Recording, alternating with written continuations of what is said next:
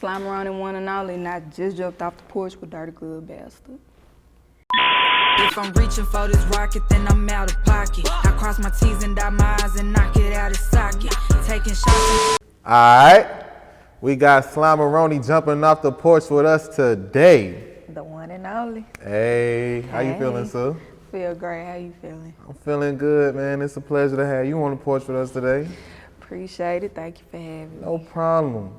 So you just moved to the city of Atlanta, so how does it feel to live out here now?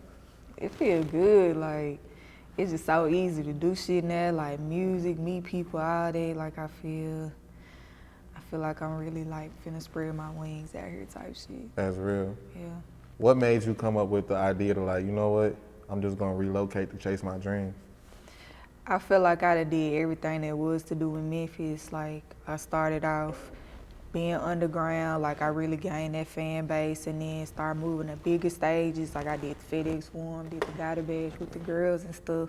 So I feel like I really peaked in Memphis. Like that's like the biggest thing, one of the biggest things you can do there type shit. And I just feel like the shit that I'm on and the level that I'm on, and you just can't be around like certain stuff, you know what I'm saying? You gotta be somewhere that's gonna help you grow type shit. Like I grew a lot there, like I'm from there, you know what I'm saying? But like really had to just uproot, put that seed somewhere else to watch it flourish type shit, you know? No, that's real. Yeah. How would you describe the culture and the way of life of Memphis? It's gangster, it's all about pimping, like just being smooth, being play about shit, like it's about like hustling and grinding and like learn how to finesse type shit, you know, like it be fun sometimes, like if you know type shit, but like sometimes it's like damn, like the violence and stuff, like it really do be getting out of hand. So how would you describe your childhood coming up? It had its good times and it also had its bad times. So like I don't really know if it's like 50-50 or what, but I just say like, well, yeah, like throughout my whole childhood, yeah, it was 50-50. And what part of Memphis are you from? I'm from the East. Hey, so what would you say makes East Memphis different from the rest of the parts of Memphis? I say East Memphis is like, it's a little better, like far as like crime wise and stuff. Like shit be going down over there still, but like I say like the houses. I don't know, cause I'm like in every part of the city. Like I done seen like fire-ass houses in the Haven and this, that, and the third. But like I don't know. It's a lot of older people over there. That for sure. It's a lot of Mexicans over there. A lot of families and shit over there. So yeah. Sound about right. So, again, how would you describe coming up in East Side? It was cool. Like, sometimes, like, playing with my friends and stuff, and, like, just certain memories I have, like, my cousin or my sister, like, just certain stuff like that. Taking trips every now and then, but it was hard. Like, my mom was a single mom with 2 kids. My dad was never around. I ain't called, send a check, nothing. So like my grandma helped raising me for most of my life and shit. And then my mom had got married twice. Like the first time we moved to Florida, like it was cool at first, then some shit happened. So it was like, we really didn't know what to do, just trying to get on our feet type shit, move back to Memphis. And yeah, it was a lot. Like I dealt with a lot type shit, like at home, at school. Yeah, at times it really was a lot. What type of kid would you describe yourself as growing up? I would say at first I was like more outgoing and shit. I would say I really didn't have no filter. Like I still be like that sometimes, but like I feel like I was real, just like, you know what I'm saying? Like very that, but like just going through shit, like just getting picked on a lot, you know what I'm saying? Like I wasn't like no bad kid. I was like, it was wasn't fucking with you? I wasn't an annoying ass kid, like none of that. Like I had friends, like I was cool and like I did what I was supposed to do, but it just seemed like the boys, you know, they be like, when boys be mean to you, that mean they like you and shit like that. And like, so the dudes be mean to me and the girls be mean to me. Like, you think you out there doing all that kid shit? Then I come home and I got to deal with that shit too. So it was just, it really started making me become like an introvert, like really more to myself. I'm like, damn, like, every time I do something, this motherfucker problems, I feel just shut the fuck up. And I say nothing. And so it just made me start like thinking a lot and like being observant of what's around me type shit. So like, I be like this. I be like, what's wrong? I'm like, I'm just chilling, you know what I'm saying? So like, I'm just real like cool, laid back. But I was anxious a lot. Like I was nervous a lot. But I still like put on my brave face when I had to. So what got you into anime? Man, that shit was just live as hell. Like, just seeing shit that you really can't do in the real world, seeing them like do all that. Come It was like, damn, this shit was live as hell. Like, and you could really relate to the stories in anime a lot. Like, a lot of them just be like really sad, deep stories, and you could start like relating to the characters and shit like that. So that's how I really started liking it. And I talk about it at school and shit with my friends. What made you fill out that application for Hollister? Alright, so I had just went in there, and I was looking for something, and then one of the dudes who worked there, he was just like, hey, you want a job here? And I was like 15, 16. I'm like, hell yeah, I need the damn money. So that's why I just did it like that. Lit. I know you thought you was the shit at the job. I was. And was. Get them discounts, you know that shit was high as hell. You know what I'm saying? Yeah. How did it feel to be independent and making your own money? It felt good. Like, even when I was young, like, I would still be trying to save like money for birthday cards, Christmas, like stuff like that, and just doing little shit to get some money. So like, it's always been in me, but to really like make that like step in the world, I feel like I'm kind of like my grown shit. You know, we feel grown. We like 16 and shit. I like, hell yeah, I'm the shit. Nah, for sure. So at what point would you say you jumped off the porch? Sheesh. I don't even know. I feel like I came out the womb like that, damn near like it's been that from the start type shit. So yeah. What would you say separated you from the rest where you felt like, you know what, this will make me different and this will make me special?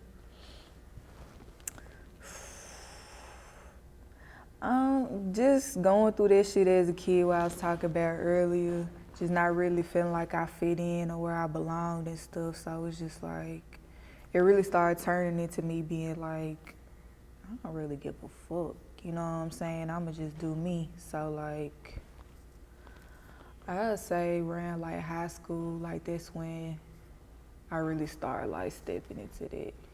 You don't like? Yeah, start really figuring out like who I was and shit like that. Like more so like towards the end when I was like graduating and stuff, but like still along the way, just like, okay, mental note. All right, got that type shit. Ah, for sure. Yeah. Where would you say your musical attributes came from? Where would your love for music come from?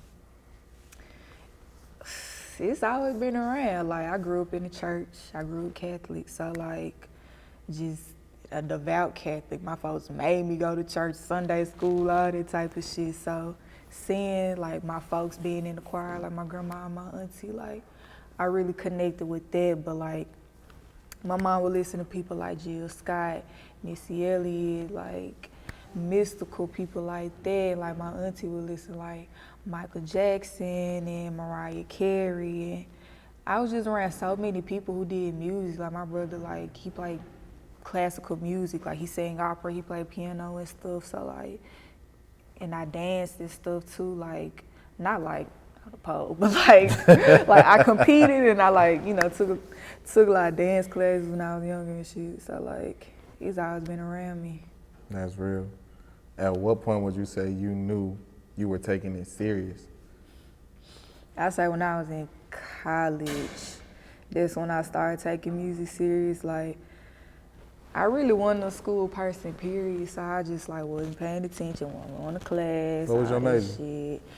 It was liberal arts, because I had a scholarship, but I wanted to do criminology, like to get into like psychopaths' mind, like what the fuck wrong with you type shit. But they wanted me to do some whole other shit like airport security. I was like, nah, fuck that. So then I got a little scholarship in liberal arts, and it wasn't doing nothing. Like it didn't really do nothing for me. Then I had switched it and went to a different school and did fashion and merchandising. So I learned a lot in the first half, like learned about the business side of it, but like learning how to sew, like that shit hard as fuck. And I was like, I'd rather pay somebody to do this shit. So yeah, like once I started letting a lot of people hear my shit, cause I had made a song, like I was mad as hell about these bum ass niggas I had ran across. So I had made a little song and I just started letting people I chill with like hear it, and they was just like, hey, you got something, like, and they wasn't even bullshitting. So I was like, okay. So then I made me a SoundCloud. I had dropped a few songs and I heard people was really rocking with them. So I was like, damn, like, I think this for me, like music, it's funny how you always circle back to shit that you really loved as a kid. So like, I'm like, damn, like, I know this is what I'm supposed to do. So talk about that project you dropped in 2017, Misunderstood. That was like my hello world moment as a young artist, and I wanted each song to be like a different side of me, different side of my personality and stuff, and just try different stuff. Like that's always been me, like wanting to like express myself in different ways type shit. So like, talk about my background and stuff, and then that side of me where I'm like, bitch, I don't give a fuck, you can't fuck with me. Then the side of me that's like really sad and emo, cause like been through a lot of shit, lost a lot of people and stuff. So yeah, and it was misunderstood, like it's like a double entendre and shit. So I always feel misunderstood by people and stuff. Like people always judge me before they even knew me type shit. So yeah. That's real. Like, this me. How was the project received? What was the feedback? It was fire. Like, people to this day still be rapping my shit from that joint. It's crazy. Like me, I don't even be listening to my old shit sometimes. I be like, nah, fuck that. I'm on this new shit. Like, this shit way harder. Like, it be kind of cringy. Like, but it's good to see your growth type shit. But like, man, a lot of people loved it. A lot of people felt where I was coming from, and it just helped me realize, like, damn, I'm not as alone as I think I am type shit. No, that's real. So at what point would you say you met Gloss, K Carbon, Glorilla, the girls, and Miss Big Lisa? Can't forget Lisa now. Can't forget my girl. Man, I met all them around the same time. Like, I done heard their music before. But we had met, was it last year? I think officially I had seen Gloss at a show prior to that. And she had just had her baby. She just walk around with her baby. She's like, you Slime, right? And I was like, yeah. She was like, you pretty and you hard. I was like, thank you, you too. Then a couple months later, like, I had officially saw all of them at a showcase we was doing and shit. So like when HitKidd, he was in that hoe too. I think he was like a judge or something, but like he had just came up to each one of us throughout the night, like, hey, what y'all think about doing a song with some other female rappers and stuff? We were like, hell yeah, like we been thinking that shit, but sometimes it'd be hard to like, get that together. But like we was in the studio in less than a week, and that's when we made set the tone, and like, yeah, the rest is history. No, that's real. What would you describe that moment of being in the studio with all these aspiring female rappers as yourself and y'all in here with this legendary producer from the city and got all y'all together in this room about to make a life-changing record? Man, I was really thinking like, man, I hope they cool. I hope they don't be weird, because sometimes people be weird. I hope they don't be weird towards me, but then I'm thinking like, damn, these the hardest bitches in the city. Like, we all in this room for a reason. Like, bitch, you better muster up every motherfucking feeling you got, come up with the hardest shit you can. So that's what I was thinking. I was kind of like, I still be like that, you know what I'm saying? I'm trying to work on that, but I was kind of off to myself, but I'll chime in every now and then. They thought I was the assistant. You can ask every one of them that, because I'm just so quiet and just chill. But like when I started rapping, they was like, oh, okay, this her, okay. And that's when they really started like talking to me and shit, but like, Aleza was like, I'm gonna make this bitch talk to me. So she was really talking to me through it all the time, but it was just a fun ass moment, just like everybody's personalities just coming to life and stuff, and just, it was a vibe. Man, I'll never forget that day. That's real. How would you describe the chemistry between all y'all? Man, them like my sisters, not cap. Like, I love them to death, wanna play about each other, we keep it real with each other. Like, it's a bond like no other. Like, you can't put a price on it, nothing. Like, they're my bitches for life. That's real. So describe the moment that Glo comes out with the big breakout record, Fuck Nigga Free. Man, she had did the song, we had did the video, and that was a lit ass day. We had so much fun shooting it for that video. And then I say like a few days later, something like that, like a week later, that hoe dropped. And before that, she had played like a little trailer of her like vibing to it and shit. That hoe was getting off, her shit was getting off anyway, but I was like, nah, this the joint. That hoe was just, everything was perfect about that song. It still is, you know what I'm saying? So like once that shit took off, I was like, oh, she out of here. She got it. And she been holding it down ever since. That's real. Now the door was kicked down after that moment for all y'all. And she never forgot about y'all too, which is the realest part. So describe going on tour after Glo done reached this big momentum and still never forgot about y'all. Came back, made sure y'all was on tour and everything. Man, she always made sure we was included, like always hit us up, like she a real sweet girl, like for real, like she ain't even have to do it, but she did, you know what I'm saying? Like, it was live as hell, just seeing her, like, get her shine, seeing the whole crowd know her shit word for word. Like, she doing the dances, the outfits, the hair, like, just top tier everything. I'm just like, this girl is a star. Like, she worked so hard for this shit and she doing this shit. Like, I was just so happy for her. Like, just every day I was just happy as hell. I be like, "You so good. I'm so proud of you." Just feel like a mom or some shit. You know what I'm saying? Like, hell yeah. That's real. Talk about the breakout record, Shabooya. So we had made that joint. We was in Cali, and we did the video out there in Cali, out there in the hills, and it was a fun ass day. Like, it's just so much fun, just like working with our team and stuff, like from the cameraman to the directors and the production. Like, everybody be cool as hell, everybody be a vibe, and man, I knew that I was gonna get off, but did I think it was gonna get off like that? No, like, that shit went bananas. You kicked that bitch off. And that was the first one done. Like, that's why I went first. Like, he told us, like, okay, you know, just introduce yourselves, let the world know who y'all is. So I was just like, man, it's fine. Yeah. What else about me? Hella fine. Yeah, you know what I'm saying? So, kick that bitch off. Kicked it off. How did the concept come together? Like, who was like, all right, we gonna go to Shabooya song? Like, HitKidd.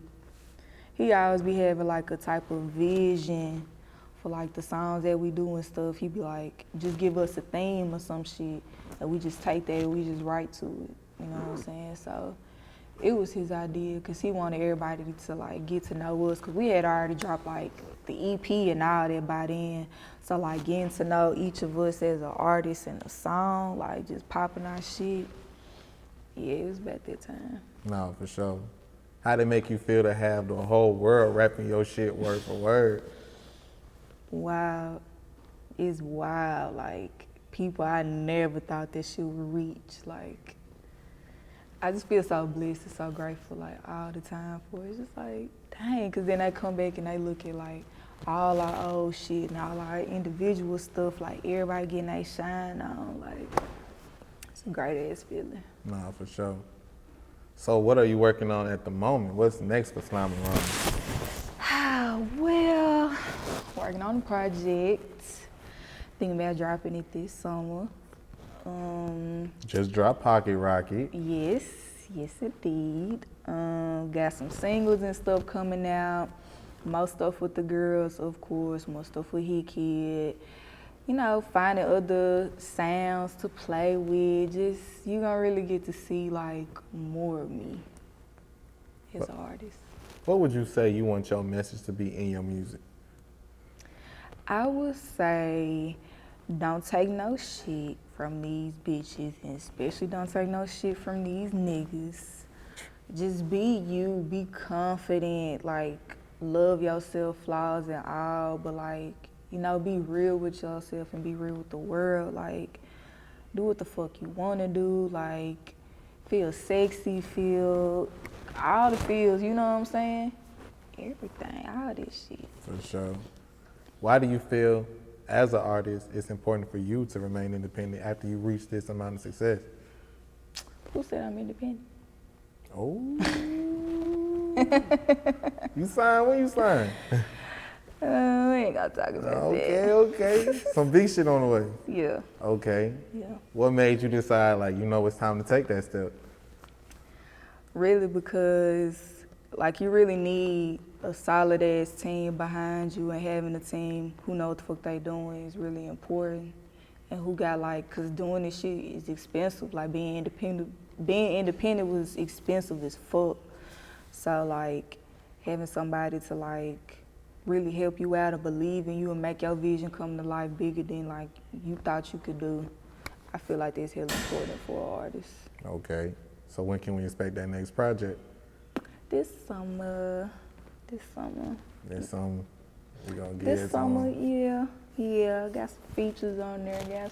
Got some shit on Got there. some shit on there. Okay. What else you working on besides music right now? Working on fashion. I'm gonna say, you know you love fashion. I was just getting ready to say it. I'm very much a fashion girl. So yeah, I'm working towards that. Getting in my modeling bags. I want to model for a long ass time, but like just being young and insecure and stuff, and feeling like I'm not tall enough, I'm not skinny enough, all that type of shit. Like I just didn't think I could do it for real, but now it's like so inclusive and so welcoming to so many different people and stuff. So hell yeah, I'm definitely finna dip into that. I like art, I like painting and stuff, so like gonna get into some designing. Just everything. I really want to have my hand in everything. That's real. Any last words and shout outs? Shout out to the real niggas, not the real bitches. Pocket Rocket out now on all platforms. This your girl Slimeroni, one and only. Check it out. Hey. If I'm reaching for this rocket, then I'm out of pocket. I cross my T's and dot my I's and knock it out of socket. Taking shots at me don't work because I'm quick to